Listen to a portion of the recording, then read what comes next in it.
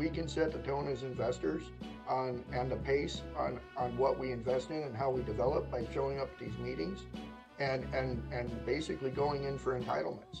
Like going in and saying that I want to turn a piece of rural property into a development like this area in Belmont requires a group of people to come up with a master plan that is beneficial to a larger mass.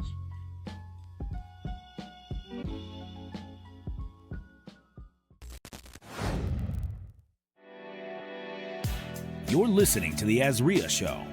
If you're looking for quality real estate investing information that you can trust, you've found it. Stay tuned and join the tens of thousands of members that have already benefited from AZREIA, your home for education, market information, support, and networking opportunities that will advance your real estate investing career. Welcome, everybody, to another episode of the AZREIA Show. I'm your host, Marcus Maloney, and we have our executive director and co-host, Mike Prete. Hello, hello. Hey, Mike, how's it been going, man? How have you been? Because we haven't been together in quite some time. Oh, everything's wonderful, Marcus. Thanks for asking. How I know you're out in Queen Creek. So I got a lot of everyone's far from me. I'm in Central. We got Tommy and Roman out in the west. You're out in the east. Man, we're getting so big out here. Right. Technology. Yep. Yeah, and that kind of goes into what we're going to be talking on today. You know, we have Tommy Dobstick and we have Roman Rubio here. We're going to be finishing up where Mike left off when we talked about the path of progress. So this is part 2. So again, I'm in the Far East Valley. They're in the Far West Valley. So it talked about, you know, how the path of progress and how Phoenix has expanded and, you know, the outlining areas have expanded. So today we want to bring Tommy and Roman on just to show you guys, you know, what is actually going on in some of these outlining areas in the West Valley. So today, it would be advantageous for you to be watching this versus just listening, because we are going to do a slideshow. Tommy is going to do a slideshow. And without further delay, Tommy, Roman, I want you guys to introduce yourselves, and then we'll get started and get right into the nuts and bolts of today's episode. Got it. So Tommy, tell us about yourself. My name's Tommy D, or I go by Tommy D. And congratulations, Marcus, on saying a really difficult Irish name spelled by a Polak. But I'm a real estate developer and investor in the West Valley out near Buckeye. And I'm also a fund manager. We've got a private equity fund that's designed for opportunity zones. So, and my partner, Roman, is actually from Yuma and all the way over by the border of California and Mexico. And so opportunity zone development is big over there as well. And Roman and I work together on that, on those projects. So we use our research for opportunity zones to discover things like what's behind my head here, which is one of the largest residential planned developments the state of Arizona has ever seen, and some of you might know it as the Bill Gates subdivision. So the White Tank Mountains out here, next to it is going to be over 150,000 residential houses over the next 10 years, 20 years, something like that. All right, cool. And Roman, before we jump in, tell us a little bit about yourself. Hey, my name is Roman Rubio. I'm partners up with Tommy in the Opportunity Zone Fund. So I am one of the community economic development liaisons that are, kind of bridging the connections with the city municipalities to find these opportunities and hopefully create some economic development, job creation. And that's basically our objective for doing an Opportunity Zone Fund. I am, again, just a little bit of a background. I come from a sports world too. Creating my own sports management and creating a soccer team, professional soccer team in the Valley of Phoenix. And that's how me and Tommy kind of became acquainted and became, good friends and now business partners. And we're here to kind of inform people of what we want to do in our objective and hopefully be able to bring in the right minds and the right investors into our fund to be able to, be part of this whole economic development thing that we're trying to get going. Awesome. So in your own words, maybe start with Tommy, then and back to Roman. For those listening, what does the path of progress mean to you? How, like, investors coming up, because Roman, you're telling us early, you started wholesaling, then flipping, you naturally just grew into this business. So what people listening, what should they think about the word path of progress? What do you want them to know? Tommy, go ahead. Progress, I think, is best explained through like an example. We all have seen the Highway 303 go through a metamorphosis over in just a decade, 10 years. In a 10-year time period, you can see this metamorphosis like a caterpillar to a butterfly with if you look at the 303 and the amount of development out there in the last 10 years. The TSMC project that you discussed in your last episode is one example of at least a half a dozen.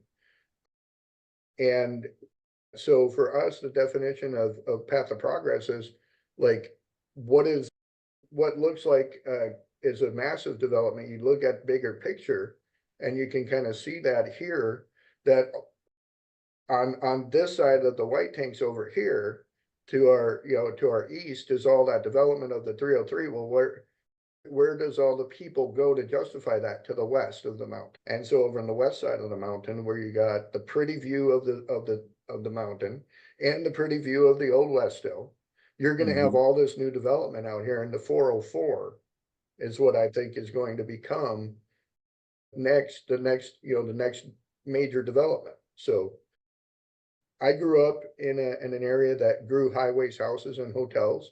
And so my father, as a general contractor, built all that. And so I've built 3 cities in my lifetime, and this would be number 4.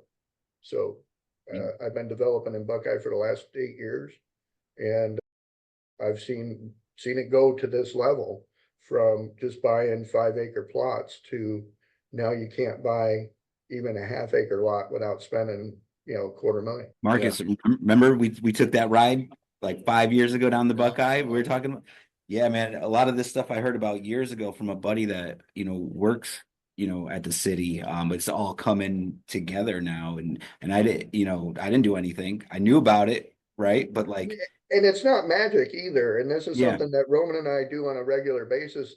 The city, the county, and the state all pay for people to do what's called, you're big on due diligence. And so from a developer standpoint, what due diligence is what's called a feasibility study. And so every municipality pays for a feasibility study to be done, and then they do what's called a projection report. And so like the city of Buckeye is accomplishing what they wrote in a report back from 1980. And so right now their vision of 2020 has come to fruition. They have paid for another report to be done called the 2050. And so if you go read Buckeye's 2050 report, it has the city of Buckeye moving to north of I-10 at Thomas and the Sun Valley Parkway. Wow. amazing. Yeah, so don't make the same mistake me and Mike did, right? We went out there 5 years ago and we was like, oh, they're going to be doing this. They're going to be developing that. And we could have picked up land for like nothing. Yeah. On carryback too. Yeah. Carry back. And so that's something that Roman and I are actually doing now is we're teaching people how to do this. We're through land entitlements. We've been doing it for 6 years out here. And that's a little bit what the path of progress is to us is you can guide that with a group of people. You can guide that with a synergy of people that, like, for example, TSMC is an example of a group of people in almost like a mastermind mindset where they want to have the semiconductor capital of the world right there in Arizona. Yeah, and that's kind of, basically piggyback on that, the path of progress is, Marcus, you mentioned you're in Queen Creek, Yep. is it?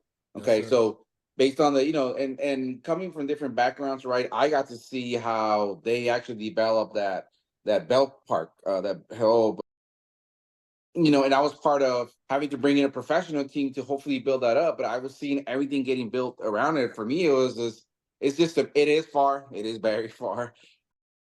But we're now seeing that they're expanding a little bit of the freeway, that 24, Interstate 24, yep. yeah. And then I'm seeing how from the flipping side, like I said, the path that we started was flipping. And then my brother took an idea of doing the landscape hardscape design. And we were going out there, to do estimates, and I'm seeing all the, where are these houses getting built? But it's funny to see how in your own backyard, you're seeing this and you can be part of this. And that's what we want to inform people. We want to inform people, hey, Yep. you can come into this and you can be part of this and you can be a pioneer, whatever you want to consider yourself, or take that legacy to say, you know what, I want to build on this. Like I said, even Thanksgiving, I went to, my sister lives in Henderson. She's part of that page Mobi group, but the development that's being done in Henderson, I'm just like, this is just impressive, and I think being in where we're at right now in the west side part of Phoenix, that we're seeing so much opportunities, and having different backgrounds gives you ideas of what you can build there. Like I told Tommy, dude, I see this. You guys might have gotten some ideas of what can be done there. I myself saw that we could probably beat Sedona as a tourism park, to be honest. Because if you actually go into Buckeye and actually get to experience how everything is getting done and how you can actually do certain stuff, you don't have to travel all the way out there, not to beat on them, but we can have it here. We in your backyard, you can do your off-roading, you can do your whatever you want to do. You don't have to travel 3-5 hours. Are you gonna spray Half an paint the hour. rock red? I don't know if you get those red rocks though. Oh, hey, Yeah, just but kidding. you can. The rocks over here are way prettier than the ones in Sedona. It's nice out there. They're have worth gold and more if silver. you We have actually gold get them and silver in clean. ours. Ours have gold On and the silver. mineral side. Yeah. Awesome. So let's do this. Great explanation. Tommy, why don't you just get started on your slideshow? Why don't you pull that up? So we'll go into, Buckeye. I was actually out my wife has a listing out in Arlington. Yep. Oh, That's Arlington pretty well. That's another up and coming area. Is it really, the neighbor was just like, he was telling me how in the next 5 years, it's going to be like the biggest city in the state. And we're going to expose that right here in this presentation. So the path of progress west of TSMC is really what this is about. Right here in this picture, you can see the 303 corridor, and you can see it looks like a NASCAR race. I mean, everybody's logo right there up and down the 303. And so this is between Bell Road and Cactus. So there's also about 15,000 doors for residential in this, just in this small corridor. So for my purposes of development, I do a lot of more open and rural development. So Bell Road right there, I'm going to show you Bell Road actually wraps around, and you can see in my picture behind me, it wraps around and goes back to the I-10, and Bell Road becomes the Sun Valley Parkway. And I do believe it will become what will be the future of the 404, because out here in Arizona, we build highways and just keep making names. So west of the 303, Path of Progress Part 1 inspired me to look at stuff away from TSMC and understanding the housing before jobs thing that happens. And so right now the jobs are out there on the 303. So housing is going to be out west of the 303, out by the Sun Valley Parkway and Belmont in Douglas Ranch, Terra Valleys, Tartesso, all of those areas out there in West Buckeye. Buckeye now extends all the way to the Hacienda River, which you can see here on this slide is basically it almost looks like Scottsdale, a map of Scottsdale, but this diagram is actually showing a red line where Interstate 11 is going to be. And Interstate 11 is basically going to run from Vegas to Nogales, and it is going to provide a massive path for commerce. And so the 303 currently has 500 million square feet of warehouse space, with more coming, and they're all empty. So if you drive the 303 corridor, you can see everywhere from 100,000 to 500,000 square foot space for lease. And the reason you're seeing that is because these are built on spec.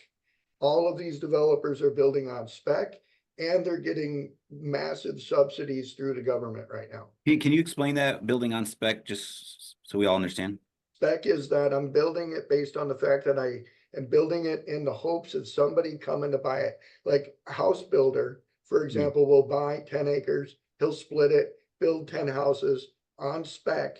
And that is basically relying on the market to bring a buyer so that I can sell the house pre-built, So not building it custom. So basically building on speculation that. Speculation, industry right? infrastructure So will be I'm there. using Pace Morby's model of doing speculation and prospecting, and then, you know, getting through his algorithm like that.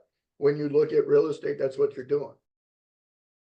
Big real estate firms and big real estate developers are buying the land dirt cheap right now. Like you said, they already bought it dirt cheap over Yep. 2.5 years ago. They did entitlements, and then they did permits, and then they got the thing built using other people's money. And so now it's sitting empty with a for lease sign on it. And you're asking yourself, why is that? You know, why is all these things, you know, being built like this? And it's because there's a zero emissions mandate coming down by 2042 that the state of California, I almost said Chicago, the state of California will no longer allow diesel motors to transport out of California. When you eliminate all the diesel motors in California, you're left with a Tesla dream come true, where they'll be building vehicles to ship out of California over to Arizona, turning this area into the port of Arizona. And Okay, so let's dive into that. So, because I know, does this have anything to do with it's the companies shipping everything from the ports to Arizona because it's cheaper? I was just gonna jump into that. So I was actually gonna ask you guys if you know why they expanded the east side part of the airport to bring in imports. What would cost that, you know, to actually expand it? Is it because it's gonna be faster? What do you think, Michael? And I guess I'm just asking you a rhetorical question, like why would they do that? Why would the state do that?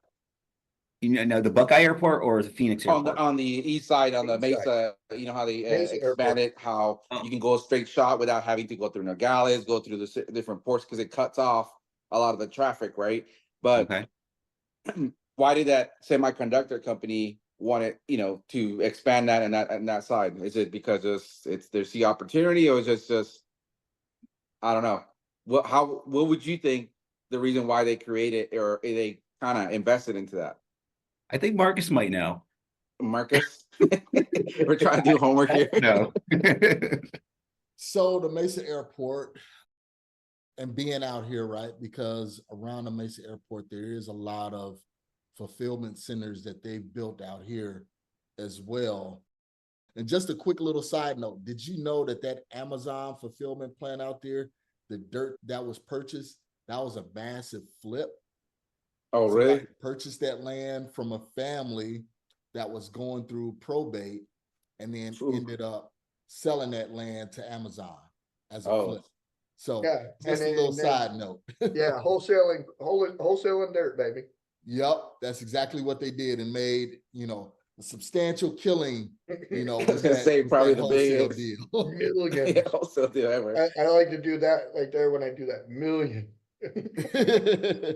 But as far as the Mesa Airport, I believe it will be, you know, interstate commerce, because you'll be right here on the 202 South Mountain, which can easily hit the 303. So it will be, you know, easier, you know, for them to get those goods in and then out to the West Valley. There we go. Now, I guess I'm this is where my border kid comes in, right? Being that you see everything here. Now, we saw another expansion of the ports from taking a niece from the Long Beach side, right? It's building in Rocky Point.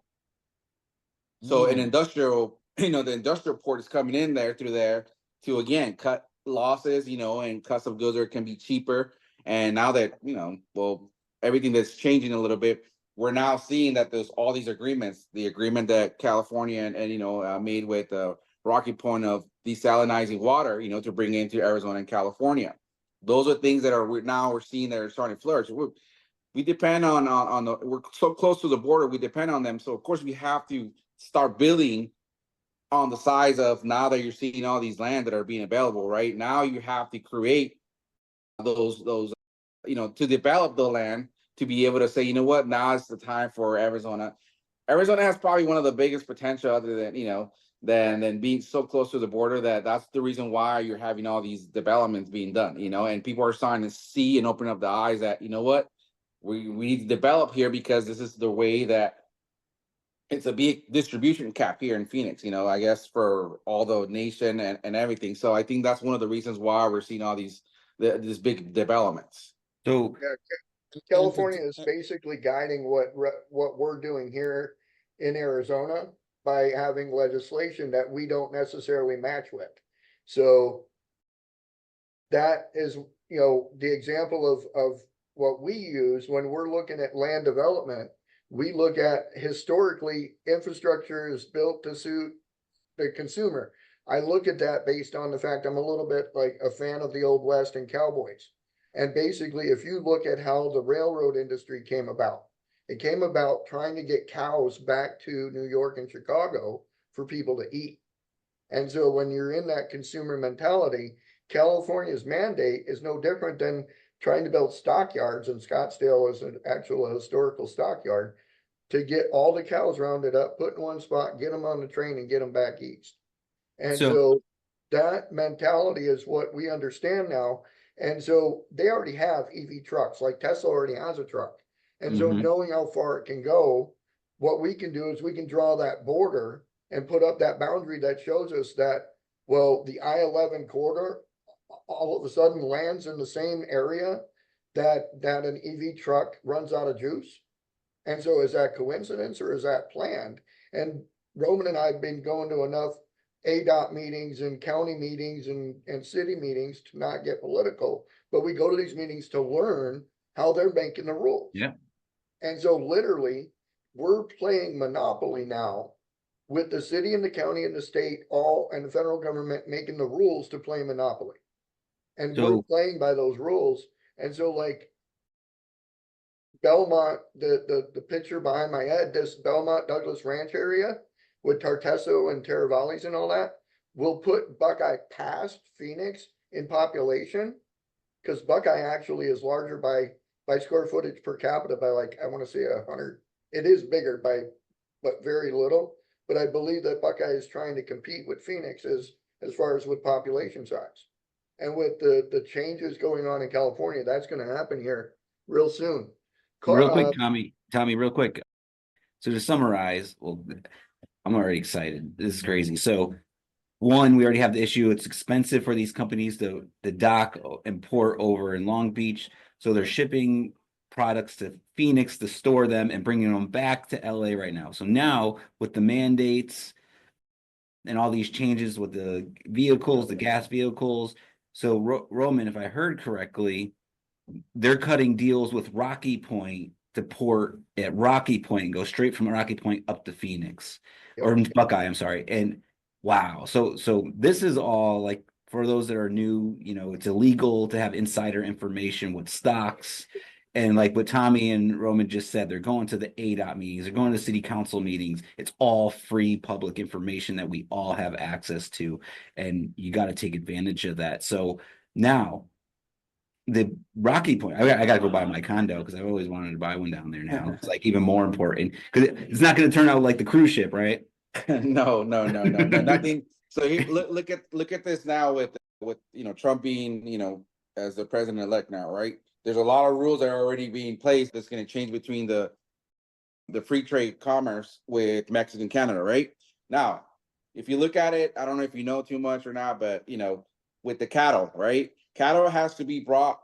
Most of the cattle that's being in here in the U.S. is brought from our neighboring country, right? Now, it's considered USDA beef, but you have to, feed it here for a certain amount of time to be considered that. Now they're cutting certain things. Now, most of these states that are importing goods to the US, it's going to be cheaper to say, you know what, where these guys are only like half an hour to the border, why not build something in there already that's gonna have all our goods in there and just bring them here without having to pay too much, you know? So that's the reason why also Arizona decided, you know what, we all know they have to have a good relationship with the neighboring state. Where I'm here in San Luis, they expanded the port of entry now. You know, it's getting, you're starting to see the changes now. If you're gonna do something about it, it's up to you, or if you want to just sit behind and watch, you all got to know that, again, you got to go, our market changes based on how the market's going, either on the international market, on how things are going, right? Now, I'm here in the border right now. I'm seeing everything that's, my backyard's getting all built up. You know, the reason why we depend on agriculture, cattle. So we got to kind of get adjusted to where we're actually at, you know, and start creating things, you know, and it's exciting because you're starting to see that the state has so much, you know, power over the whole nation, you know, how everything moves, because everything has to run through here. Wow, amazing information, man.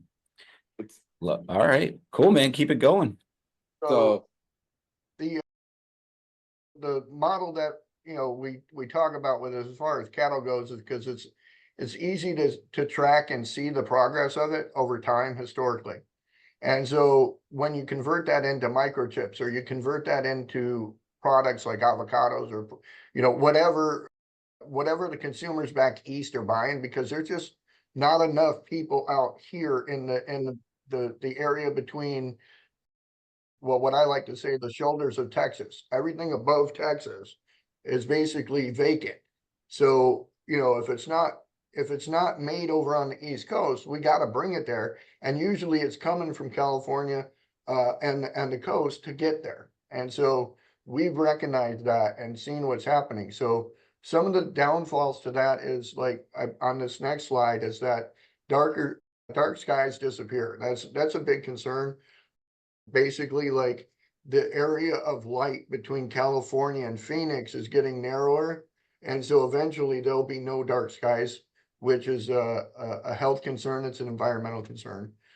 Area west of Phoenix is becoming more populated than any time ever before in history. So we're really testing the water resources and stuff like that. And the solar farms are not as green as once considered. They're becoming a big factor because of the fact that electronic vehicle battery maintenance and battery charging is a huge demand. We'll see more nuclear power plants needing to be built in this area to keep up. Really, Tommy, really quick. Solar farms, can you just kind of talk about that? Because my first was a couple of weeks ago, was my first experience in Arlington, where I saw the solar farm, the plot of land that my wife's listing had a huge farm right next to it. And I'm like, what the heck is this? So is there like a play there, like where, you know, the smaller investor can like lease to these solar farms, like people do with cell phone towers? Yeah, the thing is that the solar panel companies have gotten smart. And I'll try to cram this into a nutshell as fast as I can. Roman had said that we're getting our beef across the border, and he's not incorrect. They've basically, solar panel farms have come in and worked with the Cattle Association here in Arizona. And so what's happening is the cattlemen had long-term leases with BLM. That's the Bureau of Land Management. And those long-term leases were there so that cattlemen could ranch on this land at minimal cost.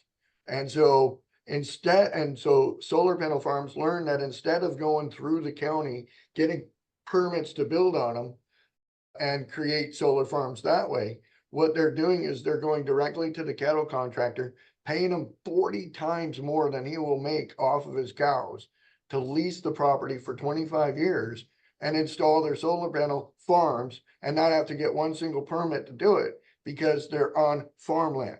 And so it's really become a very unregulated Old West type of thing going on out there.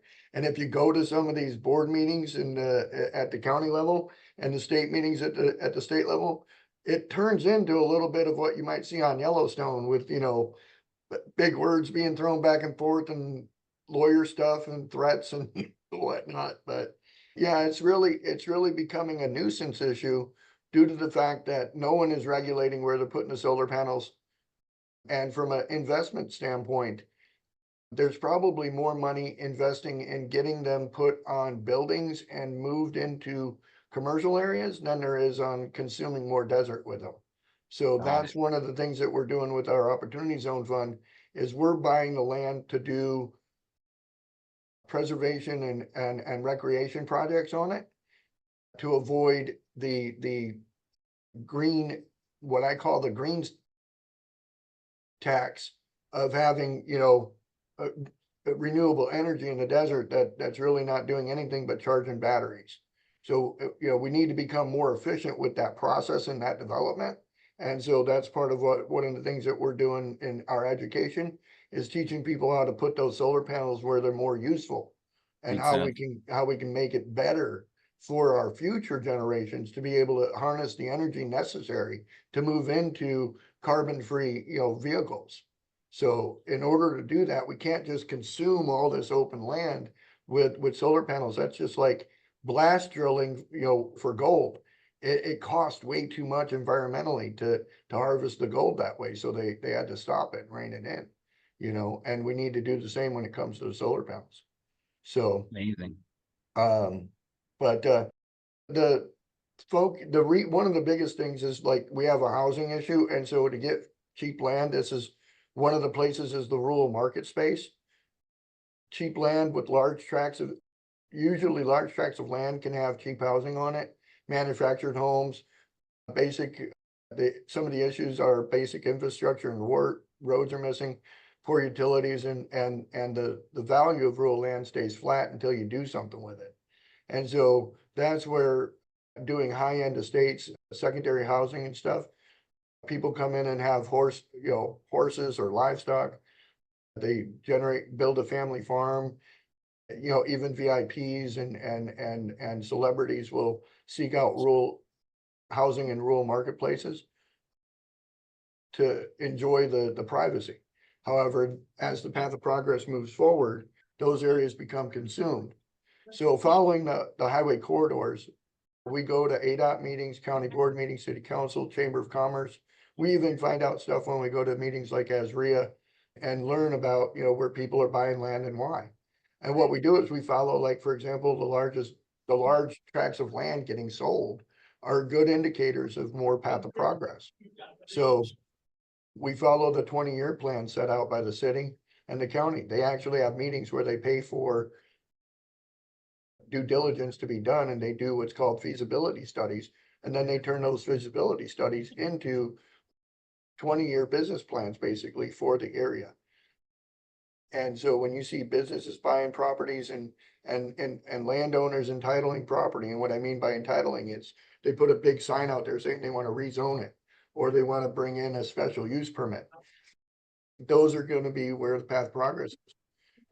And also those are going to be the path of least resistance is going to be where you can recognize this. Some people drive for dollars looking for property to buy, fix and flip. I say follow the path of least resistance if you want to see where to be a developer in the future. And so you can get a group of people and go into what's called a land syndication. I'm actually working with a group of doctors from Phoenix who got together as a gynecologist, an ER doctor, oncologist, like all the specialty doctors. Every year they take all their money, they put it together into a LLC. They use the LLC to go out and buy land out west. They've been doing it for 10 years.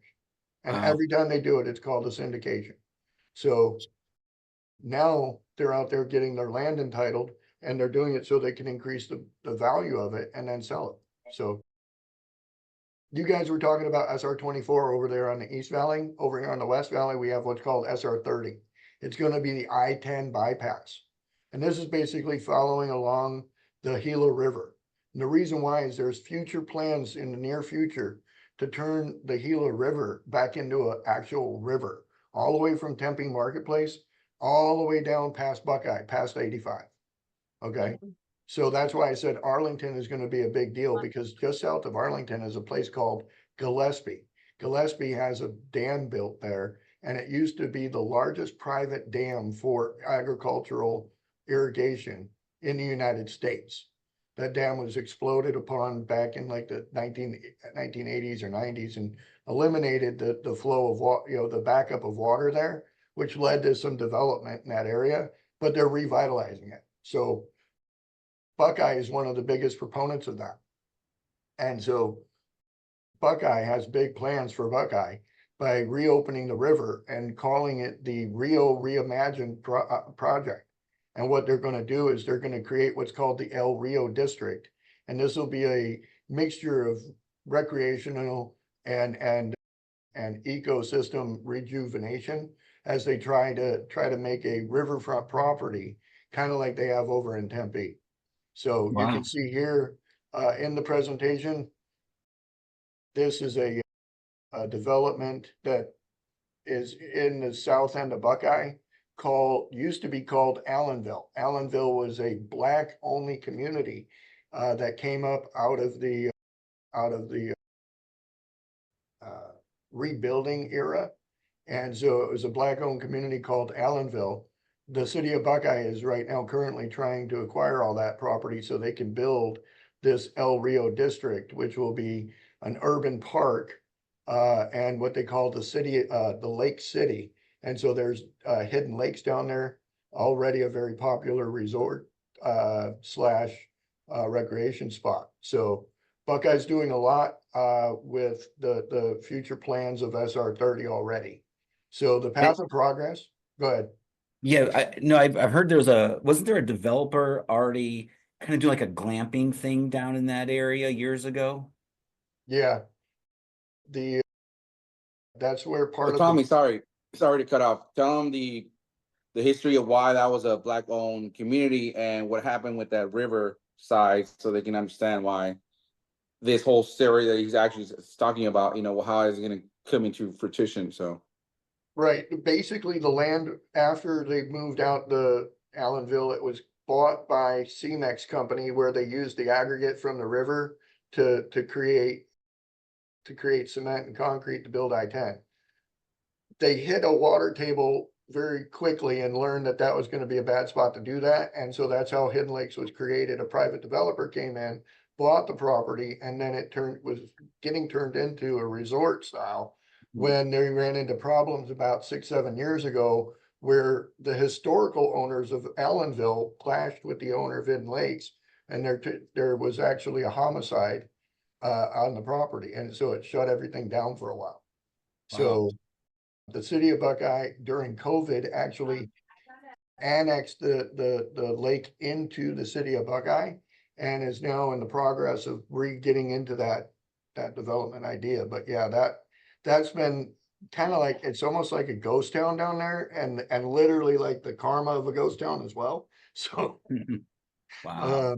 but yeah, the city of Buckeye and Hidden Lakes is going to be hopefully doing some big things down there because it'll be useful to a big city like Buckeye when it gets there. So, but here on this slide, the path of progress for us is just something that we want to like be advocates for. We want to be historically responsible, and we do that by strengthening familiarity with the details. Like talking about Allenville, it's important to understand that, like, if we go down there and do this development, that maybe we need to have some dedication to the families that were there previously, you know, and be mindful of that. So population versus populace. We can set the tone as investors on the pace on what we invest in and how we develop by showing up at these meetings and basically going in for entitlements.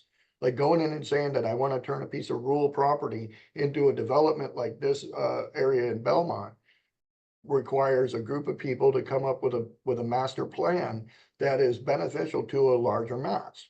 And so we can do that as investors through mindful development. Currently, I feel like as a society, we're moving into being minimalistic consumers, but it will increase our consumability. So like we might live in a tiny house, but we're going to order everything off of Amazon, and then we're going to order it in micro instead of macro. So I feel like that as a developer, I understand history, and what we're seeing right now is back in the 1920s, you could go into a Sears catalog and buy your house and it would be shipped to you. And here in this picture, I'm standing with Polio from he's the CEO of Boxable. I had lunch with him in San Diego as he told me about his idea of getting housing to be less than $50,000 per house. And that's his plan, is just to make as many of these boxables as he can so that he can lower the price of housing. So much look like that up. Henry Ford. Huh? I gotta look that up. Boxable. Okay. Boxable, yeah. They're the largest pre-manufactured housing company to date. So they sell houses at Walmart, I think. So I like It's the like, clean shave there. I like the clean shave, Tommy. oh yeah, no, that was when I was pretty. So but and I had my teeth in. But currently what we understand affordable housing to be moving into, as developers, we looked at affordable housing because it is becoming one of the it's not a fad, it's an issue and it needs to be addressed. We stopped building houses in 2008 after the housing bubble, and we didn't start building them again in 2008 until 2018. So in that 10-year time period, I understood what was happening. So when I started reinvesting in real estate was in 2016. And like you guys said, you toured the area out there, and in a 5-year time period, you see what happened. Like, you want to talk about 10x and 20x in your investment, Yeah. buying dirt and turning it into something was where it was at.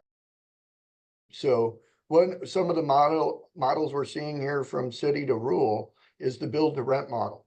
And that's basically like almost like a condo association. It's a huge model, but I think it's getting quite a little bit saturated, as just about every single multifamily company that had a fund out there in multifamily in 2018 is now doing build to rent in 2024. Land home packages. This is something I was doing a lot of, where we're providing the dirt and giving the house, but we're holding the dirt in an HOA, or basically you don't own the dirt outright, but you're able to own the house. Pad split, something brand new. I think it's a great idea, but it's not brand new because we used to have boarding houses back in the 1800s. And so you'd own a 8-bedroom house and you'd rent out every single room and you serve breakfast every morning. It's called a bed and breakfast. Tiny house developments are becoming a thing, and they're going more rural. And then family compounds, where they're buying 5-10 acre pieces of property and building multiple units on the property to house all their family members. Something that's becoming big as we get into the baby boom generation. Like the gal you had at the AZREIA that does the real estate assisted livings, she said that we're 1.3 million beds short. And so that's going to be a market in and of itself, where people are going to be having houses in the back of their houses for their family members they don't want to put into a nursing home. So to wrap it up, basically, you see a sign here. It's a white sign with black letters on it. This is what I do when I drive for dollars. I don't drive around looking for houses that are falling apart and dilapidated. That's what my daddy did.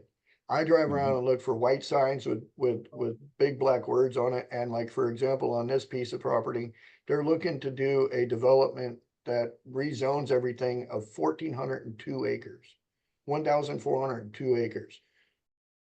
All the information on there to get a hold of the people managing this project, the meeting time, the place to be, all of that is included on here. And it allows me to go in and find out what's being done. And in this case, it's listed on there as what they want to do is they want to increase the rural density and they want to add industrial to the mixed use. And so they're asking the county to give permission to do that. The county are people that we elect. And if we elect the wrong people, they can go in there and they can put a oil refinery next to a preschool if you're not careful, because they're elected people. They're not professionals like we are, who are out there studying this stuff. They do rely on us to show up to the meetings and give our professional input.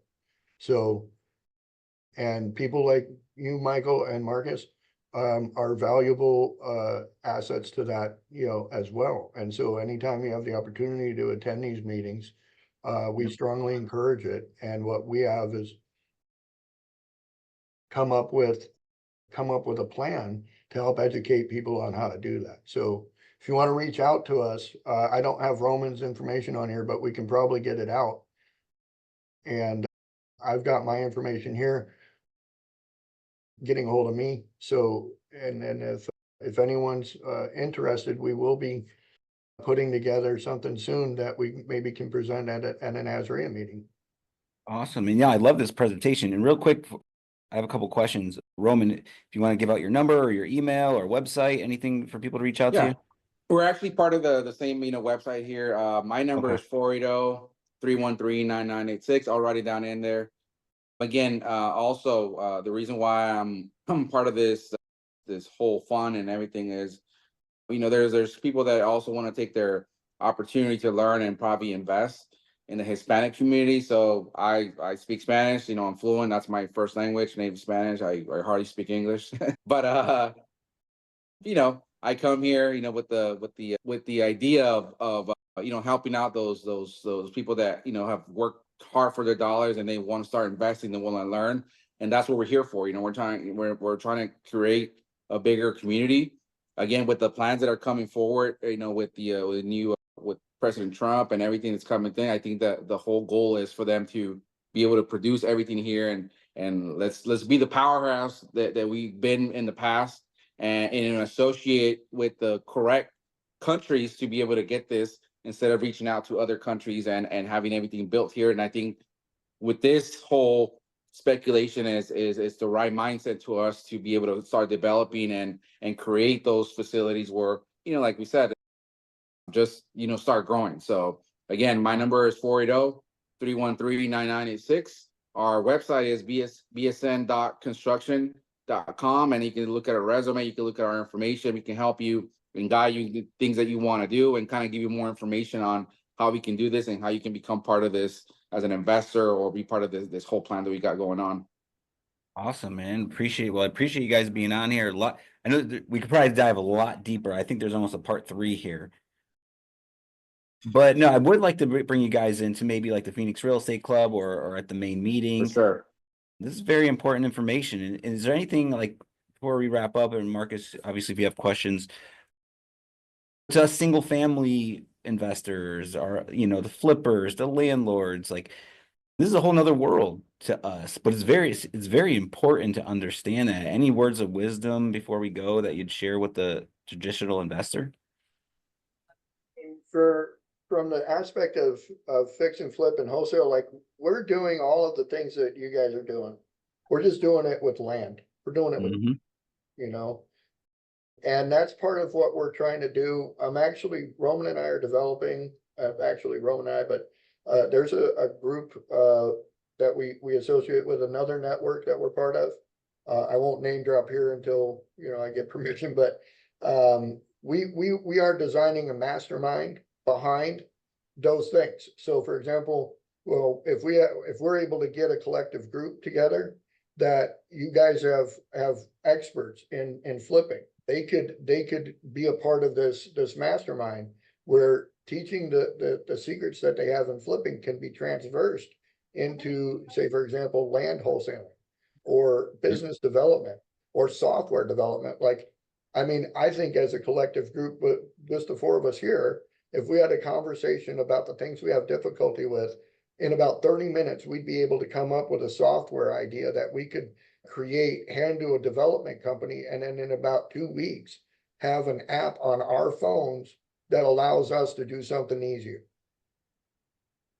Love it. And again, with the opportunities on fund, if you're not fully aware of what it is for those that, again, we have a lot of network in your end, Michael and Marcus, that are capital gain investors. This is strictly predominantly for that type of investor to, you can only use capital gains to invest in opportunity zones. It's a tax incentive program, that's helping you to actually even grow and get bigger. And now you're going to start from the nothing, where now you're creating something, part of that process. So I know that flipping is already something that is a house that was already built, but we want to go back to the start of how that actually parcel got made, that land, and then go on from there and on, So for those, we invite everybody that want to be part of, want to learn more. We're excited, where we want to get the ball rolling. Again, this is a community where we all want to grow together. We're not in that aspect of, screwing someone over and trying to make the quick buck, and just getting in and getting out. That's not what we're in for. We're in here for the long term. So Tommy, let me ask you, for the fund, do you have to be an accredited investor or can you be non-accredited? This current fund, our Buckeye OZ fund, is for accredited only. We have other funds where we have a limited membership. It's 35 investors that we can take that are non-accredited. But one of the services that we provide as advisors is that we will actually do an audit of your portfolio to make sure that you are, whether or not you are or not, because a lot of people don't even know they are. And the thing is like, if you own, say, for example, you own a laundromat and you have $1 million worth of equity in that building, you're an accredited investor. Right. Plain and simple, right there. So if you have at least $1 million of equity and stuff, you're an accredited investor. You don't have to make $1 million. You just have to have the equity of it. So people that have 5, 6, 7 properties, add up your equity, man. Like, and you can figure it out. So getting it certified by somebody, again, not hard. If you have a Fiverr account, go on Fiverr, find a certified account on Fiverr that will review your stuff. And they'll hand you a certificate saying that you are an accredited investor. So you just need verification by a certified person. So Roman and I are working on that right now. We're both studying for our Series 65 so that we can actually give people legal advice. Love it. All right. Well, it's time to wrap up. So yes, we will talk further. I really appreciate both of you being here. Great information, man. I think it's very important for our members to know. Want to wrap us up, Marcus? Sure. So thank you all for listening to the AZREIA Show. Thank you, Mike, for being an excellent executive director of AZREIA. That's Arizona Real Estate Investors Association. You can go to azreia.com or azreia.org to get additional information about AZREIA. We would love for you to become a member at an affordable rate per year. Super affordable. We have tons of opportunities for you, from wholesaling all the way to land development, as we talked about today with Tommy and Roman. So again, reach out to AZREIA, azreia.org, azreia.com to get additional information. And thank you so much for being loyal listeners. Thanks for listening to the AZREIA Show with your hosts, Marcus Maloney and Mike Del Prete. We hope you enjoyed this episode. If you found this information valuable, head over to AZREIA.org and learn more about our community.